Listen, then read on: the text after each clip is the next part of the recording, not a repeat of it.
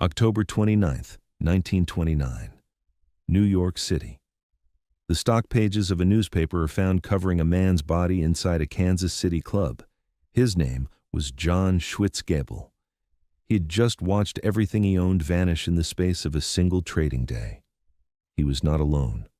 Across the country, in homes, in offices, in clubs and kitchens, people who had built their lives on paper wealth were discovering the same truth at the same moment. The money was gone. And for some of them, that was something they simply could not survive. Today we are going to talk about 5 real people. 5 stories from 5 different financial collapses. Stories that most finance channels never tell because they are uncomfortable, because they remind us that money is not just a number on a screen. For real human beings, in real moments of history, it was the difference between life and everything they had built. These are not cautionary tales about greed. Some of these people were careful, some were warned, some did everything right, and it still destroyed them. The reason we are telling these stories today is not to frighten you. It is because understanding what is truly at stake at a human level changes how seriously you take your own financial decisions, not with fear, with clarity. Let us begin. Story 1. John Schwitzgebel, Kansas City, October 1929. We know very little about John Schwitzgebel beyond what the newspapers recorded on the day of his death. He was an investor. He had money in the market.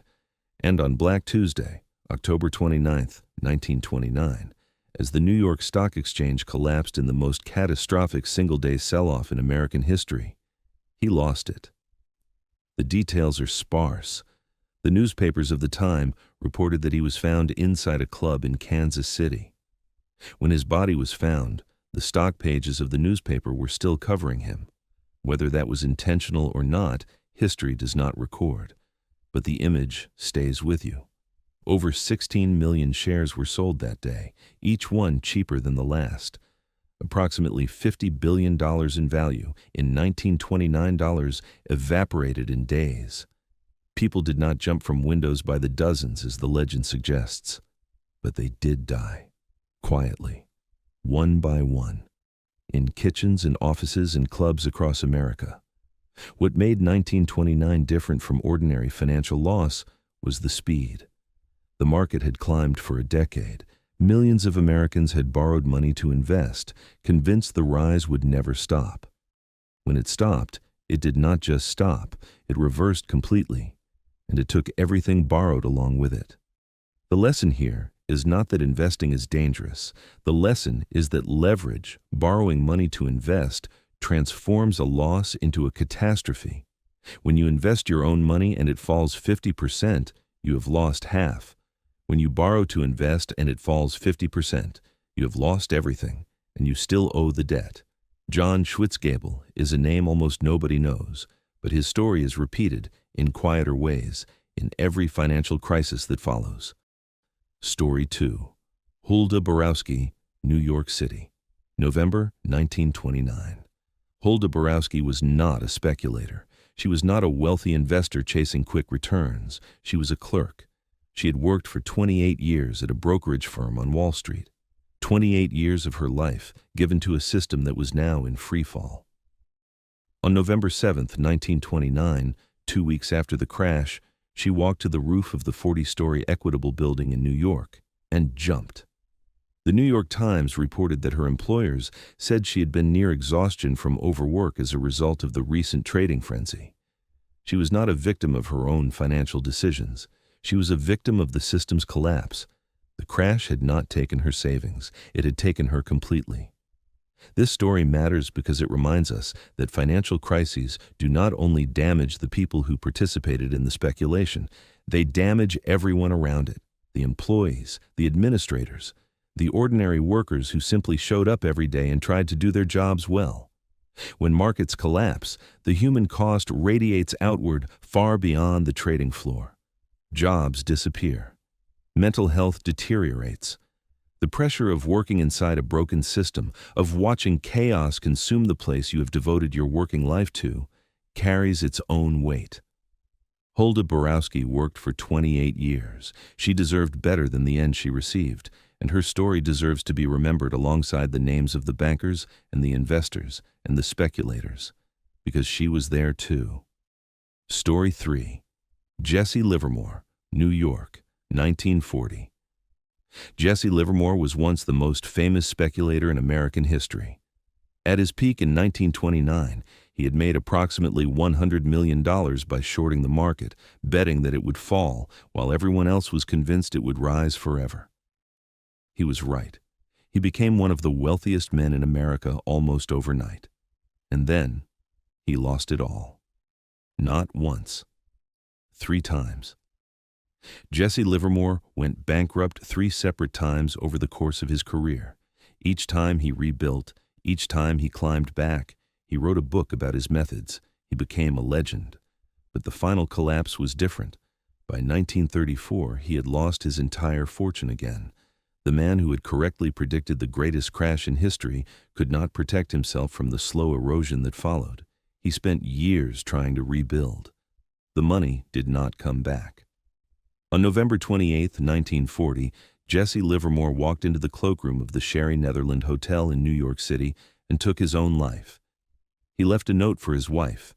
In it, he described himself as a failure, the man who made $100 million in a single year, the man whose trading instincts were so precise that he saw the crash of 1929 coming while the rest of Wall Street was celebrating. That man died calling himself a failure. What destroyed Jesse Livermore was not a single bad trade. It was the psychological weight of building and losing and rebuilding and losing again. It was the identity he had constructed entirely around his ability to beat the market. When that identity failed, he had nothing left to stand on. The financial lesson is clear. Wealth built on speculation without a stable foundation beneath it is always temporary. But the deeper lesson is this: your sense of self cannot depend entirely on your financial position, because markets move. And if who you are rises and falls with your portfolio, you are always one bad year away from losing yourself. Story 4. Groucho Marx, Hollywood, 1929. Not every story in this video ends in death. Some end in something quieter, in the permanent reshaping of a person. Groucho Marx was one of the most successful comedians in America in 1929. The Marx brothers were at the height of their fame. Groucho had spent years saving carefully. He was, by all accounts, unusually financially conservative for a Hollywood figure of his era. He turned off the lights. He watched every dollar. And then he put his life savings into the stock market, convinced by the atmosphere of the times that it was the safe and sensible thing to do. He lost almost everything in the crash. His son, Arthur, later recalled that the experience changed his father permanently. The man who had carefully built financial security watched it disappear in days. For the rest of his life, Groucho Marx carried a deep anxiety about money that never fully left him. Even in his later years, when he was again successful and comfortable, the fear remained. He once said about the crash, "I would have been better off if I had never heard of Wall Street." This story matters because it shows what financial trauma does to a person over time. Groucho Marx was not ruined permanently. He recovered, he worked, he rebuilt. But the psychological wound of that loss stayed with him for decades. It shaped how he thought, how he worried, how he related to money for the rest of his life. Financial loss is not just a number, it is a memory that changes how you make every decision that follows. Story 5. Richard Fuld, Wall Street, 2008.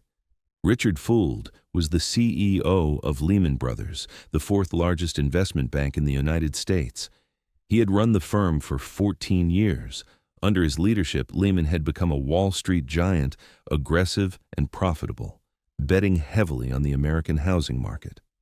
On September 15, 2008, at 1:45 in the morning, Lehman Brothers filed for bankruptcy. It was the largest corporate bankruptcy in American history. More than $600 billion in assets. Gone.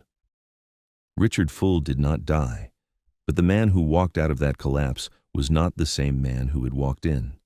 He had built his identity over decades on Lehman Brothers. The firm was his life. And in a single weekend, after frantic negotiations with the government and potential buyers all fell apart, it ceased to exist. In the months after the collapse, Fuld was called to testify before Congress. He sat in front of cameras as lawmakers confronted him with the fact that he had collected over $480 million in compensation in the years leading up to the crash while steering his firm and thousands of employees toward ruin. Some 26,000 people lost their jobs when Lehman collapsed. In 2015, at a rare public appearance, Fuld reflected on the crisis. He said he had missed the violence of the market and how it spread from one asset class to the next. He had built a structure of enormous leverage, borrowing 30 times more than his firm's actual capital on the assumption that housing prices would keep rising. When they did not, the entire structure collapsed instantly. The lesson of Richard Fuld is not simply that greed is dangerous. It is that when institutions and individuals build on the assumption that things will keep going the way they are going, they remove their ability to survive the moment when they do not. Every one of the 5 people in this video, from John Schwitzgebel in 1929 to Richard Fuld in 2008, shared one thing in common. They were operating inside a system they believed was more stable than it actually was. Some of them were speculators, some were workers, one was a comedian, one was a CEO. But all of them discovered, at a moment they did not choose, that the financial ground beneath them was not solid. We tell these stories not to say that financial ruin is inevitable. Most people who invest carefully, who build diversified foundations, who do not borrow recklessly, who maintain an emergency cushion, come through crises diminished perhaps, but intact. We tell these stories because the stakes are real, because behind every market graph and every percentage point and every interest rate decision, there are human beings whose lives are being shaped, and because the best protection against becoming one of these stories is to understand what they have in common. Not bad luck, not inevitable fate, but decisions, sometimes small, sometimes enormous, made without a full understanding of the risk underneath them. The market will crash again. It always does. And it will recover again. It always does. The question is not whether you will face a financial shock in your lifetime. The question is whether, when it comes, you will have built something beneath you that holds. These 5 people could not answer yes to that question. Make sure that when your moment comes, you can. And if you are not subscribed yet, now is the time. Because these are the stories the finance world would rather forget. And we think they are exactly the ones worth remembering.